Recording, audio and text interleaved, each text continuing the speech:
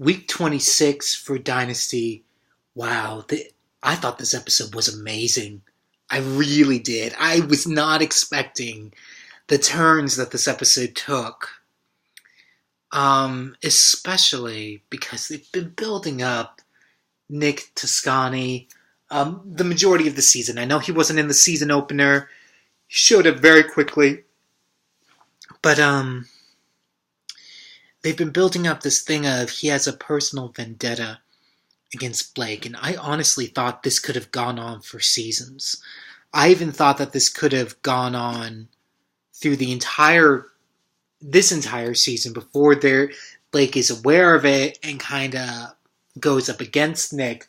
They had it happen in this episode, which is almost like in the middle of the season. It's a little bit past there, but the fact that even happened this quickly is amazing to me. I wanted it to happen. I was really looking forward to it. I wanted to see them duke it out, and it finally happened. And that scene was so tense. And it was like the world stopped and everything was focused on that one encounter. It was incredible. Wonderful television writing. Amazing. Props to Dynasty for that. And Crystal finally says, "I don't want anything to do with you, Nick," and she just up and leaves him. Which is, I thought that was really interesting, but she doesn't want to stay with Blake either. So she's trying to leave Denver altogether. Crystal can be quite the annoying character. She is a very weak character as opposed to all of the other women on the show. Fallon is a very strong character. Now, Fallon's crazy, and her character's all over the map this season, so we're not really sure what to do with Fallon, but she's at least interesting.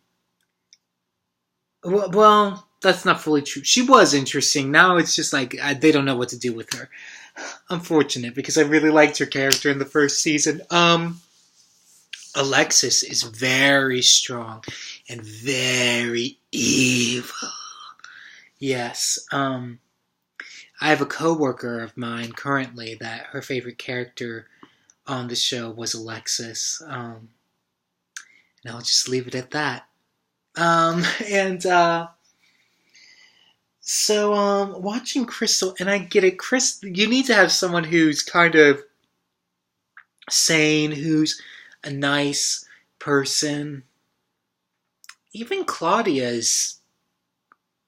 she's not all that nice either. So Crystal, I guess, is the nicest that we get. And Crystal's off cheating on her husband. Yay. That's what these nighttime soaps are, right? So, okay. Blake, I don't know why Blake loves Crystal. It's never really made all that clear, other than just Blake loves Crystal. Okay, we'll just have to accept that as a fact. And Blake is very forgiving of Crystal, which I think is really interesting as well, because it doesn't seem to really fit his character type.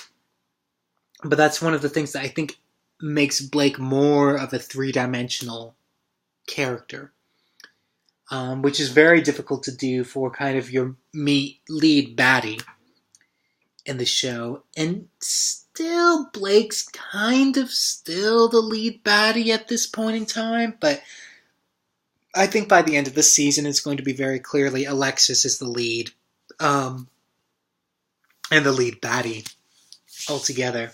Kind of like how JR isn't really the main character of Dallas throughout the pilot and the first season. He doesn't really become the main character until midway season 2, season 3. But yes, this was a wonderful episode. I enjoyed the hell out of it. I just thought it was great. And I have no problems with it. None. Even though her leaving and then staying seemed a little bit cliche, I was even okay with that, because that talk with Nick was astounding. Wonderful, intense moment. Am I excited for this next week? Yes, I am so excited. I hope you guys keep coming back with me as I keep going back to the Carrington Mansion.